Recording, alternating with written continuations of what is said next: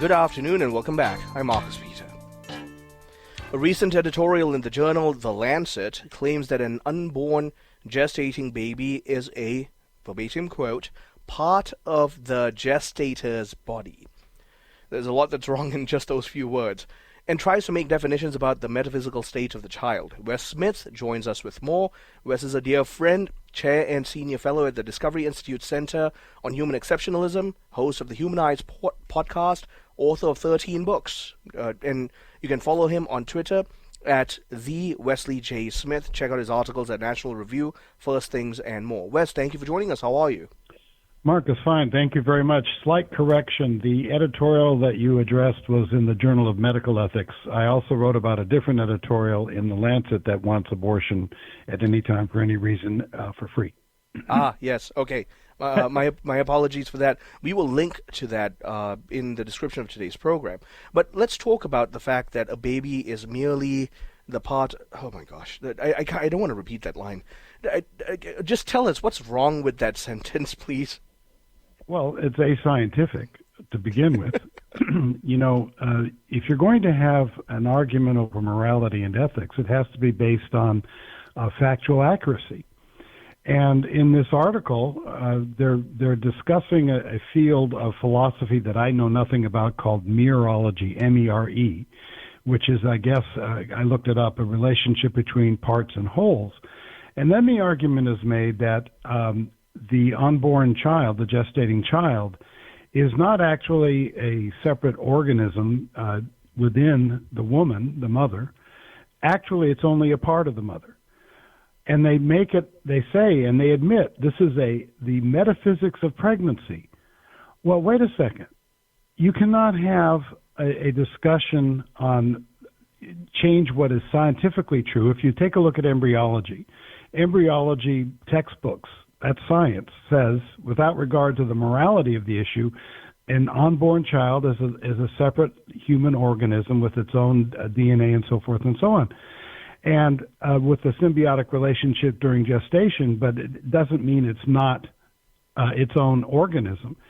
So because there's this great desire to basically totally dehumanize gestating life, they're trying to come to a consensus to apply mereology to basically redefine the meaning of human life and state that the baby is a body part. Toward the end, that just as the law is not going to prevent you from removing your appendix, then there would be no way to prevent any kind of abortion or to regulate its performance.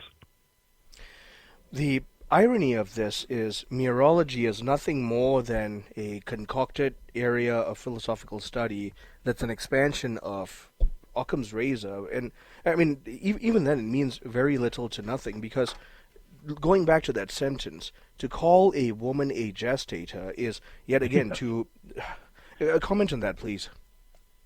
Well, it just shows the crassness of a certain argument. We've talked before in bioethics, some have equated pregnancy to getting the measles, that it's a pathology. So you're beginning to see increasing efforts to make it so that pregnancy is an objectified and motherhood is an objectified performance or activity. And the thing is that these are the people who are saying, follow the science, follow the science. Well, now they're saying, follow the metaphysics. It was inevitable that they would start admitting that they were operating from a philosophical premise. Scientism is by itself not scientific. Yes. And I want to bring your audience's attention to a law in Vermont, which is, I think, bearing on this. A few years ago, Vermont legalized abortion through the 9th month and said there's nothing, you can't prohibit it for any reason. But then they added a clause that I thought was really interesting in a very bad sense of that term. They said that that a fertilized egg, which is a misnomer, as you know, once an egg is fertilized, it's a separate organism, an embryo. But they said the law says a fertilized egg, an embryo, and a fetus have no rights of their own. Well, if the idea of abortion is we don't want to force a woman to use her body in a way she doesn't wish to do, that is a superfluous area of the law. Mm-hmm. But if the idea is to start treating unborn life as a natural resource, if it's just a body part, then that makes sense. And to me, that aspect of the law opened up the possibility for medical experimentation on living fetuses, which, by the way, has been done before, for using fetuses to supply organs and this kind of thing. And I think it's a very disturbing situation when not only can we not discuss what is actually the subject matter of an abortion, but we begin to turn away from the facts of pregnancy and gestation and turn it into a situation so that unborn life are completely devoid of all human rights and that they are deemed the moral equivalent of an appendix or a tumor. By creating legislation that insists the organism has no rights, have they inadvertently admitted that this is therefore a separate organism unto itself? Nicely done. Yes, I think that's exactly what they've done in that law, which of course is separate from this article on mereology and body parts. But they'll find a way to get them together, I think. But you've got a very good point there. Don't use logic, Marcus.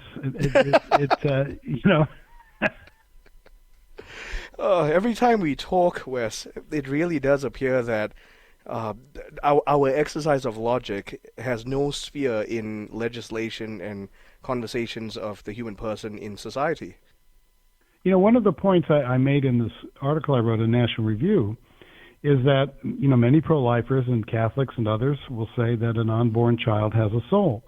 Now, that's a metaphysical claim. Mm-hmm. But that metaphysical claim does not have any impact whatsoever on the biological truth of what that organism is.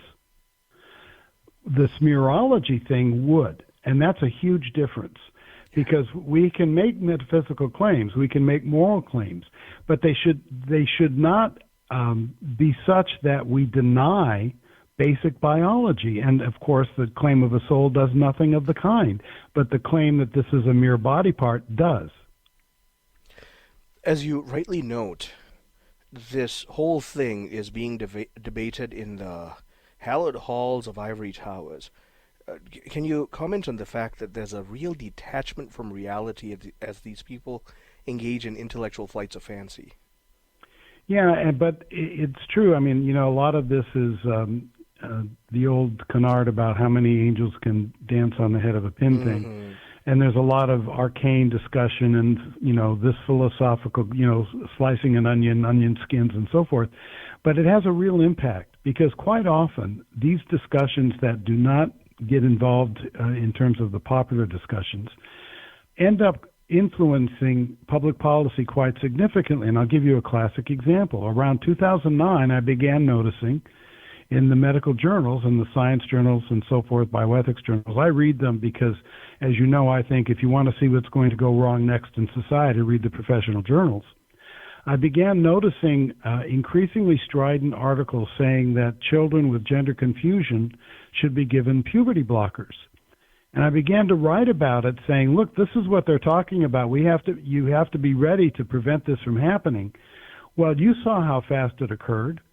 Once a consensus is reached at that level of discourse, and these are people with very strong influence in the society, either through court rulings or sudden legislation or whatever, things get imposed on society. And I think that the gender confusion and puberty blockers and transitioning children is a classic example of what I'm talking about. That's why this has to be brought to public attention, because the more light you cast on it, the less likely these things are to occur. And that's why we not only have to keep talking about this, as we keep talking, let's keep actively working, just like how the Discovery Institute is. Wes, thank you for your time, my friend. Marcus, thank you. Always good to talk to you. My guest has been Wes Smith, Chair and Senior Fellow at the Discovery Institute Center on Human Exceptionalism, and we've been talking about the absurdity of calling a baby a gestator's body part. Stay tuned, I'm Marcus Peter.